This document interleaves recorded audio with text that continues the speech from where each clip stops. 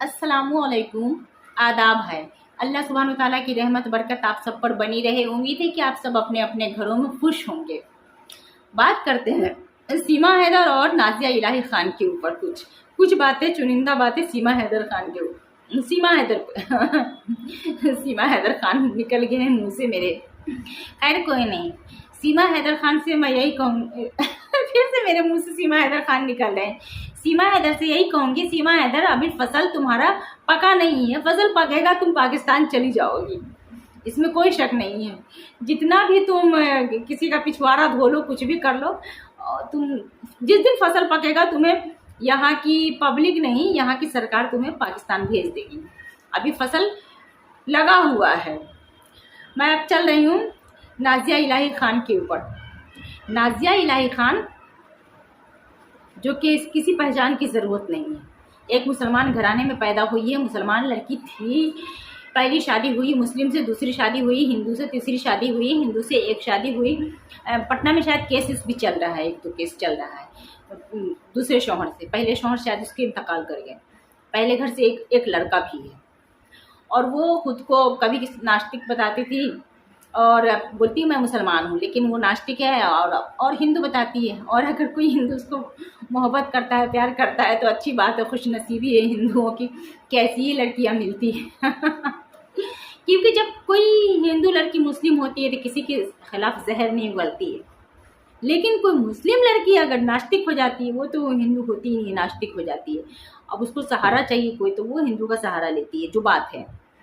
तो वो जो सहारा ले रही है और उसको चाहिए बहुत खूबसूरत लड़का अपनी शक्ल नहीं देखिए, हिंदू में जो कट्टर हिंदू हो और बहुत खूबसूरत लड़का हो, उससे शादी करेगी। देखते हैं कोई होगा सचिन जैसा बेवकूफ़ जो नाजिया से शादी करेगा। जैसे सचिन कर लिया सीमा हैदर से शादी, उसी तरह से कोई सचिन जैसा बेवकूफ़ होगा वो नाजिया इलाही खान से शादी करेगा जहाँ तक मुझे ऐसा लगता है, वरना कौन उससे शादी करेगा। इतनी 3 शादी हो चुकी है, बुढ़ी हो चुकी है, उसके ऊपर से उसकी शक्ल भी भद्दे हो चुके हैं और उसकी बकवास ऐसी, उसकी ज़ुबान ऐसी कि वो अपने पति को क्या मोहब्बत देगी। वो अपने वो ना पहले पति के पास टिक पाई, पता नहीं क्या करी, कैसे इंतकाल हुआ। पहले पति, दूसरा पति से भी तलाक, तीसरा पति से भी तलाक, कोई तो वजह होगी। तो इसका जब दुकान बंद होने लगा तो सोची कि इसका दुकान बंद हो गया, अब क्या करे ना करे। तो महाकुंभ का मेला लगा था। जब महाकुंभ का मेला लगा तो सोची कि अब जाऊंगी महाकुंभ में, डुबकी लगाऊंगी तो वहाँ मेरा नाम होगा। फिर इसके दिमाग में आया होगा कि अगर महाकुंभ के मेला में जो पानी में उसको डुबकी लगाऊंगी तो बहुत सारे लोग डुबकी लगाते, वहाँ जाने से तो कुछ हासिल होगा नहीं, कोई न्यूज़ बनेगा नहीं। तो सोचे कि रास्ते में कुछ कांड करते हैं। तो उसने रास्ते में कांड किया कि बोली क्या कि एक्सीडेंट कर गई। तो बोली मुसलमान जो है पीछा कर रहे थे हमारे, काफ़ी दूर से, इटावा से ही कहाँ से पीछा कर रहे थे, आए रास्ते में हम लोग को मारे पीटे, ऐसे वैसे किए, मुसलमान के ऊपर बहुत सारा इल्ज़ाम लगा दिया। काफ़ी दिन हुआ मैंने न्यूज़ सुनी थी, मैं भूल भी जाती हूँ जल्दी। तो मुस्लिम के ऊपर इल्ज़ाम लगाए। इसकी तहकीकात हुई, पुलिस ने तहकीकात की। अल्हम्दुलिल्लाह अभी भी इतनी हमारे देश में इंसानियत है। ऐसा नहीं है कि मुसलमान के ऊपर सारा इल्ज़ाम कीचड़ उछाल दे सब के सब। लेकिन योगी की पुलिस ही इंकिशाफ करी और सच्चाई बताई कि ये इसमें मुस्लिम का हाथ नहीं है। उसका जो ड्राइवर है उसको नींद आ गई थी, जिसके कारण ऐसा हुआ है। अब यहाँ पे भी उसका दाल नहीं गला, बड़ी केस कर दूंगी, ये कर दूंगी, वो कर दूंगी, कुछ नहीं हुआ, बात खत्म हो गई। फिर यहाँ पे दाल नहीं गला तो अब सोचिए कि आप सीमा हैदर को पकड़ ले। सीमा हैदर के ऊपर बहुत सारे लोग वीडियो बना रहे हैं, हैदर वीडियो बना, इसको हाल में सीमा हैदर को मैं यहाँ से भेजूंगी हर हाल में, और उसके बच्चों को भी भेजूंगी। मैं बड़ी अच्छी बात है, चली जाए, दूसरे देश की है और मुझे भी अच्छा लगा, लेकिन मैं समझ रही थी कि अपना दुकान चमकाना चाह रही है। फिर मुझे एक वीडियो नज़र आई जिसमें किसी ने, मुझे नाम नहीं याद है, किसी ने कहा कि सीमा हैदर, और उसके बाद वो अपनी वीडियो में बोली हुई थी सीमा हैदर और इसमें नाजिया इलाही खान में कोई फ़र्क नहीं है, दोनों एक जैसे।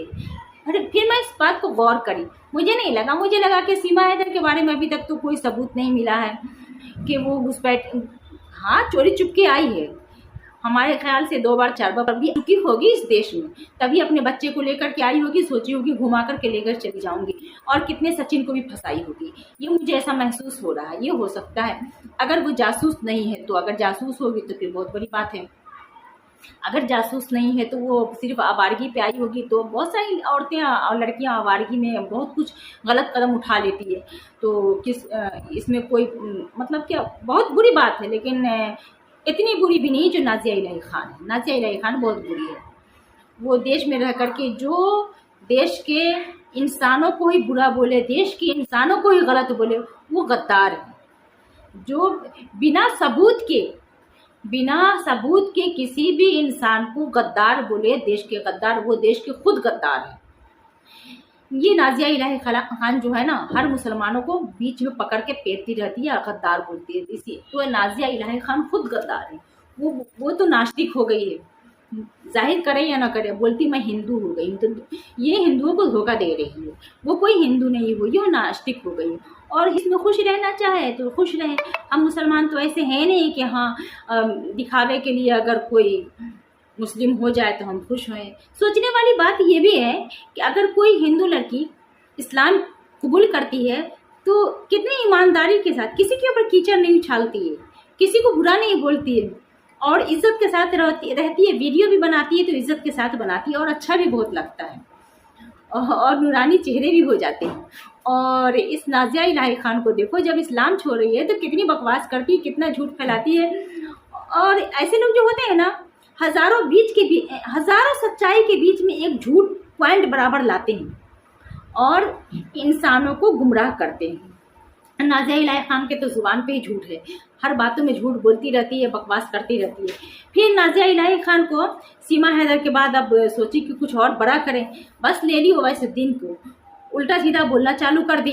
दाढ़ी नोच के मारेंगे, ये करेंगे, वो करेंगे, ये सब बातें, बहुत सारी बातें बोली। लुंगी नोच के मारे, ऐसी कुछ बोली। तो मैं भूल जाती हूँ, जहाँ तक कि मुझे याद है, मैं न्यूज़ देखती हूँ, आधी अधूरी याद रहती है और उसके बाद भूल जाती हूँ मैं। तो ओवैसुद्दीन के ऊपर भी उल्टा सीधा बोली। मैं नाज़िया इलाही खान से बोलती हूँ कि ओवैसुद्दीन का जो पसीना की बदबू है ना, उसके बराबर भी तुम नहीं हो। ओवैसुद्दीन के पैर के धूल के बराबर भी नहीं हो। मैं क्या बोलूँ तुझे नाज़िया इलाही खान। और कहती हो कि मैं शादी करूँगी हिंदू के खूबसूरत लड़कों से, जो खूबसूरत कोई लड़का मिले उससे मैं शादी करूँगी। हाय रे कोई सचिन जैसा ही कोई बेवकूफ़ मिलेगा जो ही तुमसे शादी करेगा, कोई हिंदू लड़का जो सचिन जैसा बेवकूफ़ होगा, बुढ़ी हो गई हो और उसके ऊपर से इतना बकवास करती हो। 3 शादी हुई है और कोई भी शादी तुम्हारी कायम नहीं रही है। फिर क्या कहती हो कि मुसलमान के मोहल्ले में जाती हूँ, जहाँ पे मुसलमान की रहाइश है वहाँ पे जाती हूँ, तो मुस्लिम लड़के और मर्द ये लोग तुम्हारे चेहरे को देखते देखते देखते तुम्हारी छाती पे नज़र चली जाती है, छाती पे नज़र जाके अटक जाती है। मैं हैरत में हूँ नाज़िया इलाही खान, तुम्हारा छाती नहीं हो गया कि कोई कहाँ का गोला हो गया, आमिर खान की फिल्म का कोई गोला हो गया, दूसरी दुनिया का कोई गोला हो गया, और उस गोले पे एलियन है जो बैठा हुआ है, एलियन या क्या कर रहा है एलियन। जो मुसलमान लड़के जो है ना, वो कभी कोई औरत देखे ही नहीं, तुम्हारे चेहरे पर से नज़र जाते जाते तुम्हारी छाती पे जाके नज़र रुक जाती है, और वो एलियन जो है तुम्हारे छाती पे जो बैठा हुआ है, तुम्हारा जो गोला है दूसरी दुनिया का, वो छाती नहीं है तुम्हारा, दूसरी दुनिया का गोला है, उस गोला पे एलियन है, वो तैर रहा है एलियन। उसको मुसलमान लड़के और मुसलमान उलमा पजामा वाले, लुंगी वाले वो देखते रहते हैं, और उसके बाद लुंगी गीली हो जाती है। ये तुम्हारा ही कहना है नाज़िया इलाही खान। तो नाज़िया इलाही खान, मैं तुमसे ये बोलती हूँ, तुम्हारा बाप, तुम्हारा भाई, तुम्हारा चाचा, तुम्हारा मामा, तुम्हारा दादा, तुम्हारा पूरा ख़ानदान, पूरा कुंबा मुसलमान रहा हो, अब मुसलमान है शायद। तो मैं तुमसे ये कहती हूँ, सबसे पहला सबक इंसान घर से लेता है। तो क्या तुम्हारा मामा, दादा, नाना, फूफा, खालू, खाला, जितने मर्द हैं तुम्हारे रिश्तेदार में, सबकी नज़र ऐसा ही होती है। जो चेहरे से जाते जाते छाती पर टपक जाते, छाती पे जाकर अटक जाती है और उसके बाद उसकी लुंगी गीली हो जाती है और पैजामा गीला हो जाता है। तुम्हारे पूरे खानदान में ऐसा ही चलता है। हम तो आज तक नहीं देखे कभी किसी मुसलमान के साथ, हमारी नज़र तो नहीं टिकी वहाँ पर जो तुम्हारी नज़र टिक जाती है। मैं भी तो एक औरत हूँ, मेरी नज़र क्यों नहीं जाती है वहाँ पर, तुम्हारी नज़र चली जाती है। अगर कोई आदमी तुम्हारे चेहरे से को देखते हुए तुम्हारे छाती पे नज़र जाकर अटक सकती है तो तुम्हारी भी नज़र तो ऐसा ही है कि सबके चेहरे को तुम पढ़ती हो, क्योंकि तुम वकालत की पढ़ाई ऐसी पढ़ी हो कि सबका चेहरा पढ़े। यहाँ तुम यही पढ़ाई करी हो, तुम यही वकालत करी हो, तुम जो बैठ करके भाषण देती रहती हो कि चेहरे पर से जाते जाते जाते लुंगी पे नज़र जाती है तुम्हारी, और लुंगी पर सबके लुंगी को देखती है, सबके पाजामा को देखती है, सबके नाड़ा को देखती हो, किसका नाड़ा खुला हुआ है, किसका पाजामा गीला है, किसका लुंगी गीला है, और किसकी कितनी दाढ़ी है, किसकी दाढ़ी पकी है, किसकी दाढ़ी कच्ची है, ये देखती रहती है। किसकी काली है, कौन जवान लड़का है, कौन खूबसूरत लड़का है, कौन बदसूरत लड़का है, यही सब देखती रहती हूँ। तुम तभी तो खूबसूरत लड़कों से शादी करोगी। तो ये पहले तुम अपने घर से ही देखिए, तुम्हारे घर में थे, जब तुम्हारे घर में ऐसे लोग रहे होंगे, फिर उसके बाद तुम सोची हो कि हम भी वैसे ही कर, तुम अपने बाप दादा नाना फूफा खालू सबसे सीखी हो, फिर उसके बाद तुम्हारी भी नज़र वही है। और तुम्हारी जो पढ़ाई है वकालत की पढ़ाई, तुम यही वकालत की पढ़ाई यही पढ़ी हो तुम कि चेहरे से लेकर के एकदम लुंगी तक नज़र, ये तुम्हारी पढ़ाई है। ना राहुल गांधी को छोड़ियो, छोड़ो राहुल गांधी को नहीं छोड़िए तो कोई नहीं, ना तुम इंदिरा गांधी को छोड़ियो, ना तुम गांधी जी को छोड़ियो।